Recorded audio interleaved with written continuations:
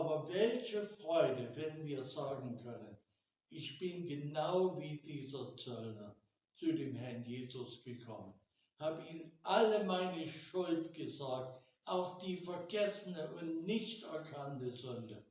Und jetzt weiß ich, ich bin gerettet. Das ist die größte Freude. Himmel und Erde werden vergehen, meine Worte aber werden nicht vergehen. Auch im Jahr 2026 ist der Herr derselbe.